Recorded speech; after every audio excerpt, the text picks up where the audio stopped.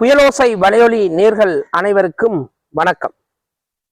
இன்றைய பிரமுகர் சந்திப்பில் விசேட அதிதி ஒருவரை யாம் எமது புயலோசை வலையொலியில் இணைத்துக் கொள்ள இருக்கின்றோம். ஒரு தசாப்தத்துக்கு மேல் எம்முடன் தொடர்பு கொண்ட கவிஞரும் மற்றும் லண்டன் தமிழ் வானொலி நிகழ்ச்சி தொகுப்பாளராகவும் மற்றும் பிரான்சை சேர்ந்த TRT வானொலியினுடைய நீண்டகால உறுப்பினராகவும் செயற்பட்டு கொண்டிருக்கும் ஜெயா நடேசன் அம்மையார் அவர்களை நாம் இன்று இணைத்துக் கொள்கின்றோம். அந்த வகையில் அம்மையார் அவர்களே வணக்கம். வணக்கம். இலங்கை தாய்மொழி ஆசிரியர் சங்க மொழி தொகுப்பாளரும் எழுத்தாளருமாகிய பியல்நேசன் அவர்களே, உங்களை நான் சந்திப்பதில் மிக்க மகிழ்ச்சி அடைகின்றேன். வணக்கம். வணக்கம். புலம்பெயர் தேசத்துக்கு சென்றாலும் எமது தாயகத்தின் மீது பற்றும் எமது தாயகத்தில் இன்னல் படுகின்ற மக்களுக்கு தன்னால் இயன்ற பல்வேறு சமூக பணிகளையும் இலக்கிய பணிகளையும் இன்று செய்து வருகின்ற ஒரே ஒரு அம்மையாராக செயற்பட்டு கொண்டிருக்கின்ற அதே நேரத்தில் இன்று அவரது பூர்வீக இல்லத்திலே இந்த நேர்காணலை காண்கின்றோம். அந்த வகையிலே இப்பொழுது அவர் தன்னை பற்றிய ஒரு அறிமுகத்தோடு இந்த நேர்காணலை தொடரலாம் என்று இருக்கின்றோம். அம்மா, உங்களுடைய ஒரு அறிமுகத்தை பற்றி நேர்கள் எதிர்பார்த்திருக்கின்றார்கள், அவர்களுக்கு அதை தெளிவுறுத்துமாறு கேட்டுக்கொள்கிறோம். நன்றி.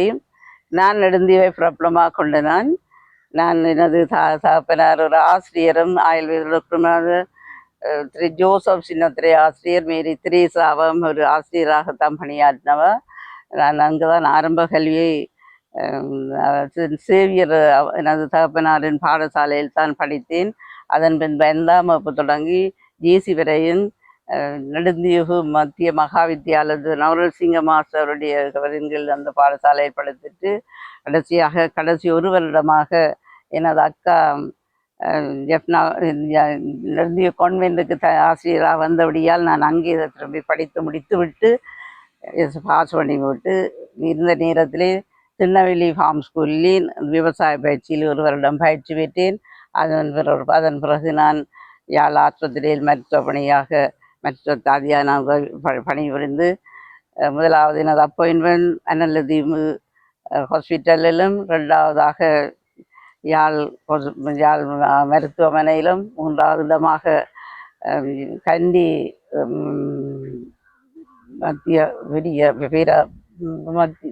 கண்டி போதனா வைத்தியசாலையிலும் கடமையாற்றிவிட்டு யுத்த காரணமாக அங்கே இடம்பெயர்ந்து வந்து நான் சங்கான ஹாஸ்பிட்டலில் மோச் ஆஃபீஸில் வேலை செய்து போட்டு போர்க்காலத்தில் இங்கே இருக்க முடியாத நிலையிலே எனது வேலையை நான் விட்டு ஜெர்மனி 1986ஆம் ஆண்டு ஜெர்மனி அங்கே போய் குடிபெயர்ந்து புலம்பெயர்ந்து வாழ்ந்து கொண்டிருக்கின்றேன். இப்போது நான் விடுமுறைக்காக எனது வீட்டு மானிப்பாயில் நான் புறப்பட மானிப்பாயில் நான் திருமணம் செய்தேன். மானிப்பாயில் நான் இந்த காலம் இருந்த எனக்கு 4 பிள்ளைகள், 4 பதவியில் இருக்கிறார்கள். மூத்தவா ஒரு குழந்தை பராமரிப்பு குழந்தை வைத்தியசாலையில் வைத்தியராக கடமையாற்றார். 2வது மருத்துவ தாதியாக வேலை செய்கிறார். 3வது மகனர் அவரும் மினிஸ்டரில் ரிசப்ஷனில் ஒரு போதனா வைத்தியசாலையில் வேலை செய்கிறார். 4வது மகள் அவன் ஒரு வலது குறைந்த பிள்ளைகள் பாடசாலையில் டிரெக்டராக வேலை செய்கிறார். 4 பேரும் திருமணம் செய்து இருக்கிறார்கள். நானும் வீட்டில் ஹவுஸ் ஒய்ஃபாக இருக்கிறேன். வீட்டில் விடுமுறைக்காக இங்கே நான் மானிப்பாய்க்கு வந்திருக்கிறேன். அப்போது நான் இதுவரை பியல்நேசன் அவர்களை சந்தித்தேன். நான் மிக மகிழ்ச்சி அடைகிறேன். நீண்ட ஒரு தளத்தை கொண்ட ஈழத்திலே நாம் எதிர்பார்க்கின்ற வகையிலே தாதியராக என்று பல்வேறு வகையிலே வைத்தியத்துறையிலே கடமையாற்றி எமது தாயகத்தின் மீது பற்று கொண்ட வகையிலே புலம்பெயர்ந்து சென்று அங்கு தன்னுடைய பிள்ளைகளை நிலை கொண்டு அவர்களை ஒரு வழி கரை சேர்த்திருக்கின்றார். அந்த வகையிலே தன்னுடைய அனுபவத்தை இங்கு பகிர்ந்திருக்கின்றார்.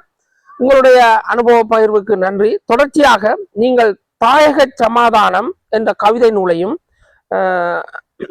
அர்ச்சனை மலர்கள் மற்றும் ஜெயாவின் அறிவு களஞ்சியம் என்ற மாணவர்களுக்கான நூலையும் எழுதியிருக்கின்றீர்கள். அத்தோடு நீங்கள் பல்வேறான நிகழ்ச்சி தொகுப்பை பார்த்திருக்கின்றீர்கள். நிகழ்ச்சி தொகுப்பிலே கலந்து கொண்டிருக்கின்றீர்கள். நிகழ்ச்சி தொகுப்பிலே ஈழத்தைச் சேர்ந்த பலரை பங்கு பெற்ற வைத்திருக்கிறீர்கள். இப்போ நான் கூட உங்களுடைய ஒரு நேர்காணலிலே அதாவது உங்களுடைய அந்த ஒரு அறிவு களஞ்சியத்தின் அடிப்படையிலே ஒரு அறிமுகத்திலே நான் பங்கு பெற்றிருந்தேன். அது லண்டன் தமிழ் வானொலியாக இருக்கும் என்று நினைக்கின்றேன். அந்த வகையிலே உங்களுடைய இந்த புலம்பெயர்ந்து சென்றதின் ஊடாக உங்களுடைய அந்த வானொலி அனுபவமும் உங்களுடைய அந்த எழுத்துத்துறை அதற்கு அப்பால் நீங்கள் இலக்கியம் சார்ந்த அனுபவங்களும் இருக்கின்றன. அதோடு அந்த இன்னுமொரு வகையிலே நாங்கள் இலக்கியத்தினுடைய ஒரு ஊக்குவிப்பாளராகவும், அதாவது இரவலர் புரவலர் என்று சொல்லுவோம். இரவலர் என்று சொன்னால் நாங்கள் புலவர்களை சொல்லிக் கொள்வோம். புரவலர் என்று சொன்னால் அந்த கொடை வள்ளல்களாக செயற்பட்டு கொண்டிருக்கின்ற மன்னர்களை சங்க காலத்திலே குறிப்பிட்டார். அந்த வகையிலே நீங்கள் பல நூல்களுடைய வெளியீட்டுக்கு கூட அனுசரணை வழங்கி இருக்கிறீர்கள், அவர்களுக்கு உதவி செய்திருக்கிறீர்கள். பொதுவாக எடுத்துக்காட்டாக அண்மையிலே 2026ஆம் ஆண்டு என்னுடைய நஞ்சு மாலை சிறுகதை தொகுப்புக்கு கூட நீங்கள் ஒரு அனுசரணை வழங்கியிருந்தீர்கள். இவ்வாறு உங்களுடைய அதை செய்யக்கூடிய வகையிலே அதன் ஊடாக நீங்கள் எந்த ஒரு ஆத்ம திருப்தியை காண்கின்றீர்கள்?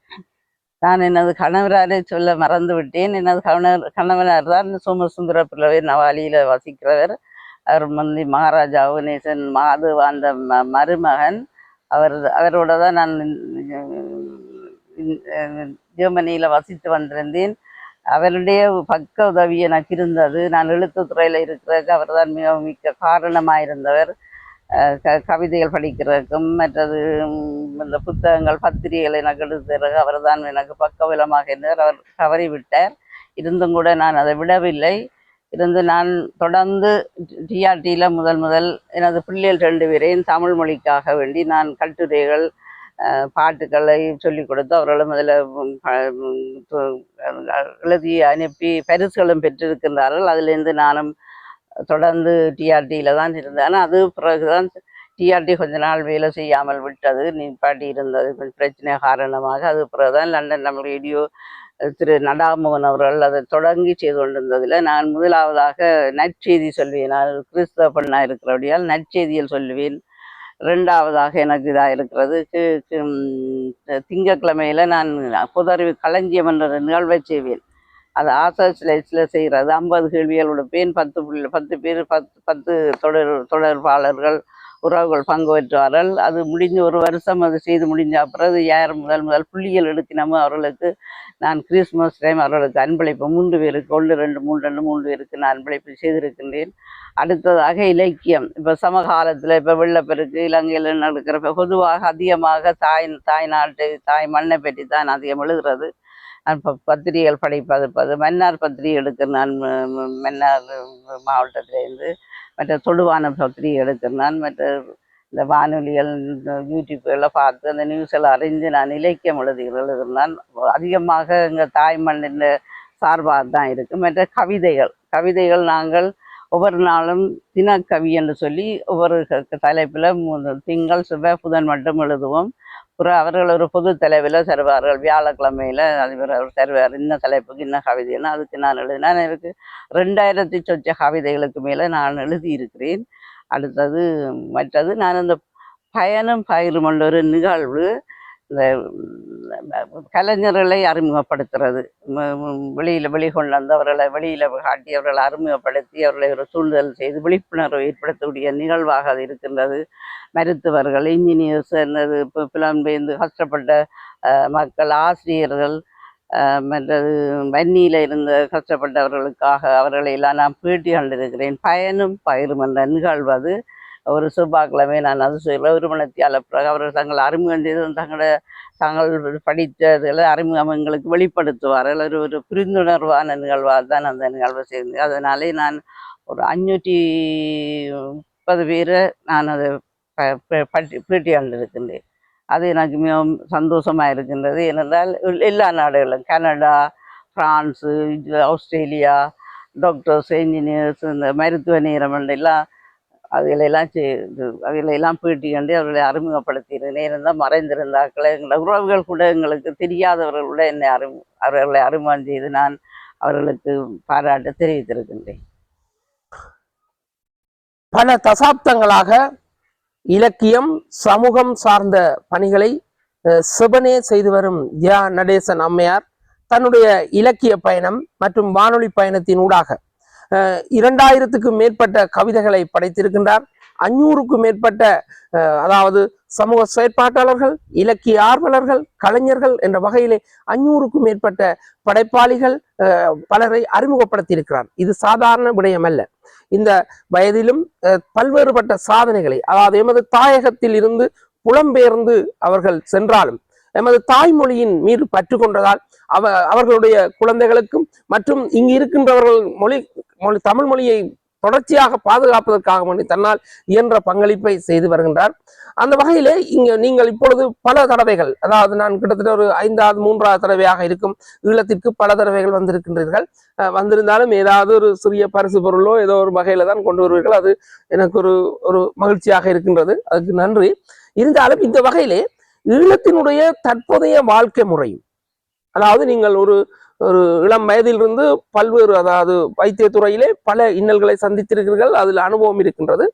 ஈழத்தில் இருக்கின்ற தற்போதைய வாழ்க்கை முறைக்கும் அங்கு புலம்பெயருடைய வாழ்க்கை முறைக்கும் இடையிலான என்ன வித்தியாசத்தை காண்கின்றீர்கள்? எவ்வாறான ஒரு வேறுபாட்டை உங்களால் காணக்கூடியதாக இருக்கு? உண்மையாக எங்களோட தாய மக்களை பார்க்கும்போது மிகவும் கவலையாகத்தான் இருக்கின்றது. புலம்பெயர்ந்து வந்த மக்கள் கூட சில நேரங்களில் தாயத்தில் என்ன நடக்கிறதுன்னு தெரியாமல் இருக்கின்றது. அதனால்தான் அதிகமாக நான் தாய மக்களை இந்த பயணம் பகிர்ந்த நிகழ்வுக்கு எடுக்கிறேன். அவர்கள் அந்த தங்களோட பிரச்சனைகள் உள்ள கஷ்டங்கள் வந்து அறியக்கூடியதாக இருக்குது. அதனால் அவர்களுக்கு அதை அறியக்கூடியதாக இருக்கின்றது.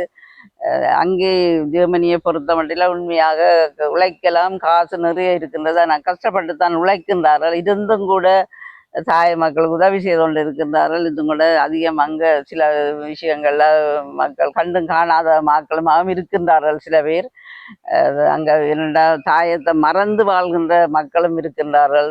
தாங்கள் ஜெர்மனி தான் தங்களுக்கு பிறந்த இடம் என்ற மாதிரி அது எங்களுக்கு சில நேரம் கவலையாக இருக்கின்றது.